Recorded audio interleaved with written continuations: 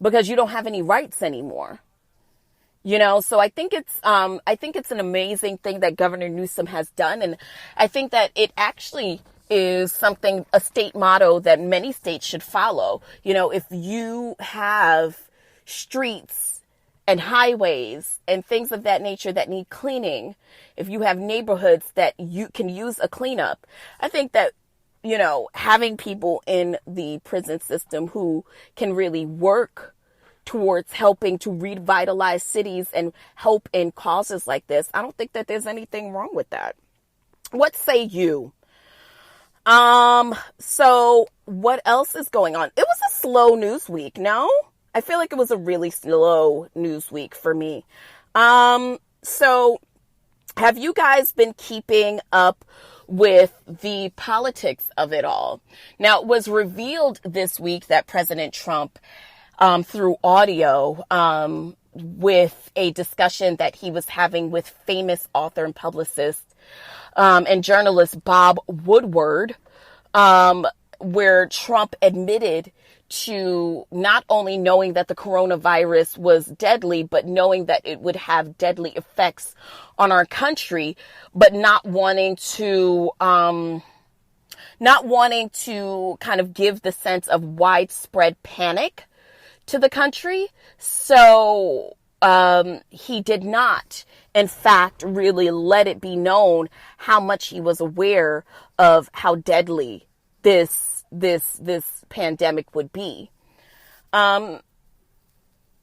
Needless to say, this led to the nightly talk politics circus this week, and the daytime circus this week, going into, well, should he be punished because he knew, but he pretended that he didn't know. Trump later came out and said, hey, I didn't want to drive mass hysteria, so I lied. But it wasn't, politicians do that all the time. They are the ones who are kind of responsible for setting the temperature, if you will, of this country. And could you imagine what it would have done had President Trump kind of walked into this saying, hey, I'm scared, you should be scared, we're all scared, and the hysterics that would have caused. Well, it didn't just stop there. Rudy Giuliani this week was famed ex New York City mayor, all around devil, and if this nigga is not President Trump's chub, isn't Giuliani, like, if you know anything about Drake, you know that nigga Chubb is Drake's right and left hand. He will murk you for Drake. Like, don't pull up on Drake. Chubb is gonna be there, and Chubb will blow your head off. Rudy Giuliani is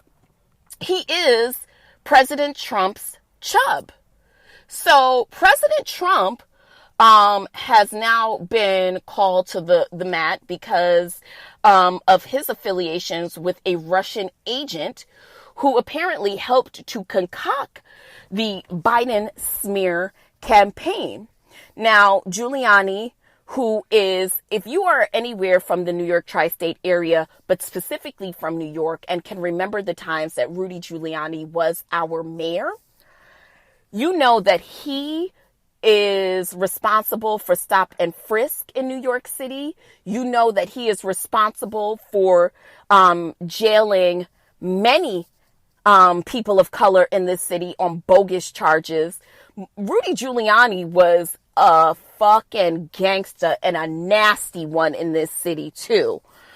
But he claimed ignorance on Saturday about a Trump administration report that fingered him as one of the sources of the failed smear campaign against Democratic presidential nominee Joe Biden and his son, Beau. The Trump Treasury Department said that Andriy Derkach, a major conduit of bogus dirt on Biden in the Ukraine, has been on Russian Premier Vladimir Putin's payroll for a decade. Now, they're claiming that this man is not only one of the sources of this kind of bogus, the bogus happenings between him and Biden and all of the things that were going on there, but the fact that he pretended to be ignorant about it is wild. And let me tell you something. Giuliani probably knew for a fact that this person that he was working with was a Russian spy. Now, Derkach met with Giuliani at least 3 times and appeared twice on the former mayor's YouTube show to peddle supposed scandals involving Biden's son. And excuse me, I said it was Joe Biden's son, Beau, when in fact it was his son, Hunter. Trump and his Republican allies once hoped to gin up a damaging smear campaign, which would then ruin the political aspirations of Joe Biden.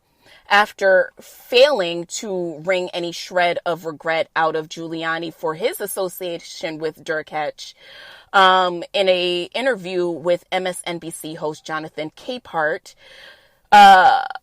Giuliani said, and I quote, "I'm trying to understand how someone of your stature and career, what happened to you, Mayor Giuliani?"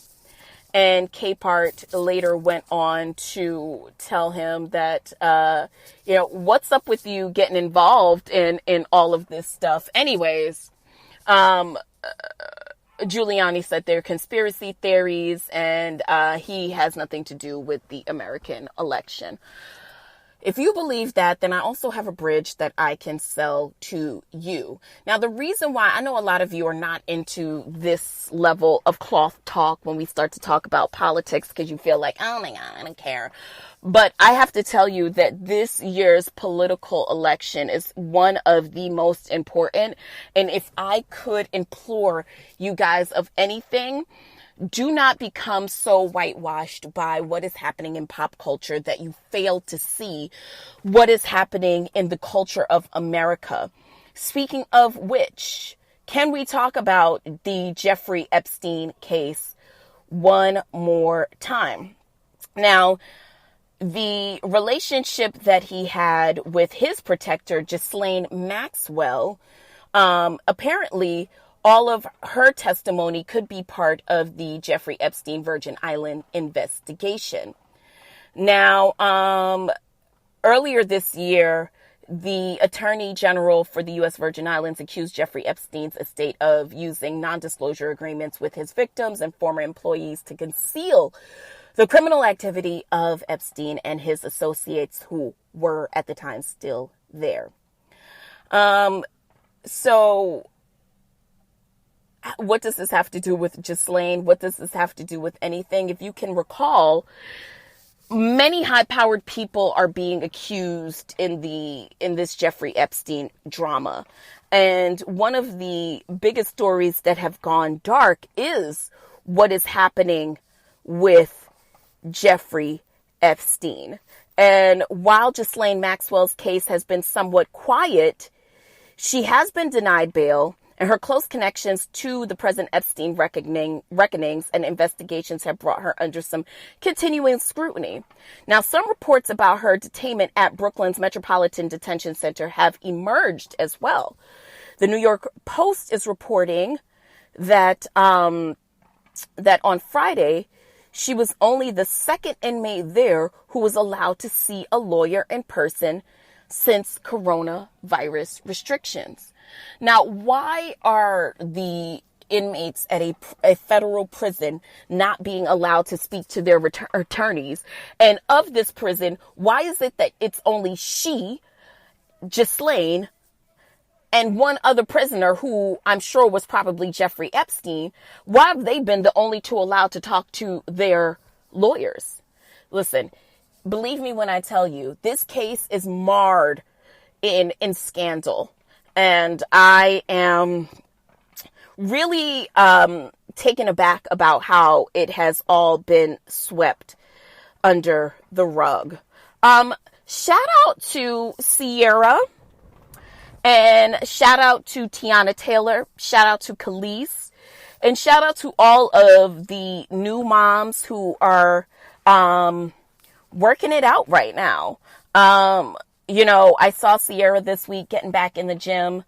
I think I'm sick about it because Sierra's going to be skinny next week. And did you guys see the post that Iman Shumpert had? He posted and then had to kind of walk back some of his words as it pertained to a post that he made talking about his wife who was newly minted out of the maternity suite in her house, just having delivered their daughter, and saying that he examined her whole body and not a stretch mark was to be found.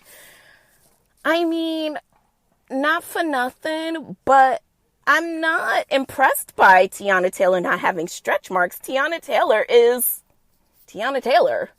Like, why would she have stretch marks? That's for not even, I think it's more of a bio thing. Like, either you have them sometimes or you don't. I don't think it's a huge deal to the point of like, oh, we're going to kill Iman Shumpert for saying that. Relax, you guys. Okay. Let's take a quick break. Let's come back and set the table. Now, I know this is a presidential election year, and I know that most of you don't even know your local mayor's name. Even though this is a presidential election, there are many more candidates on the ballot besides the president. Go to Ballot Ready for a nonpartisan guide to your entire ballot.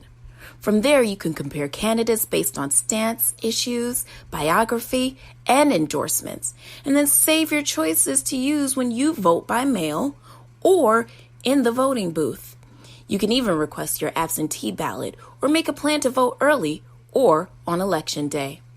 Now, this election really matters.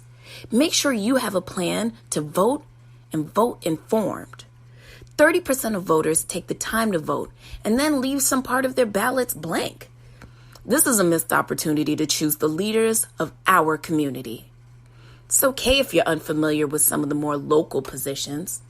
Listen, I recommend hosting a ballot party or getting together with friends over Zoom or listening to a seat at the table to stay informed. But if you can't get to all of that, now, I don't know how you're going to hear this, but go to ballotready.org. That's right, ballotready.org. Enter your address, make a plan to vote, and then vote informed. Go to ballotready.org. And we are back. So I want to talk this week, and we always set the table, so I guess I should set the setup for setting the table, right?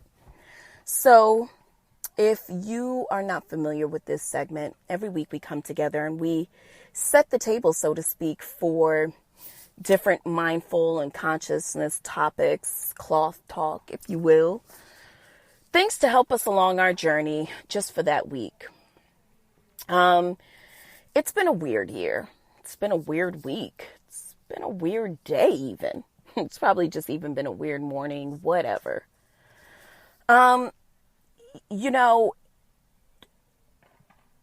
of the things that often plagues people in the process of evolution is when you are in a place where you are no longer the person you used to be, but you're still figuring out who you're becoming. Many people who practice mindfulness, consciousness, will call that kind of a moment of darkness, if you will. This darkness moment is kind of you handling up on the dawn, if you will. So again, it's really about you not becoming who you're set out to be, but no longer being who you used to be. One of the reasons why mindfulness is so interesting is because it never has an actual arrival point. There is no place where you can say, I am there. I have arrived at this kind of, aha moment.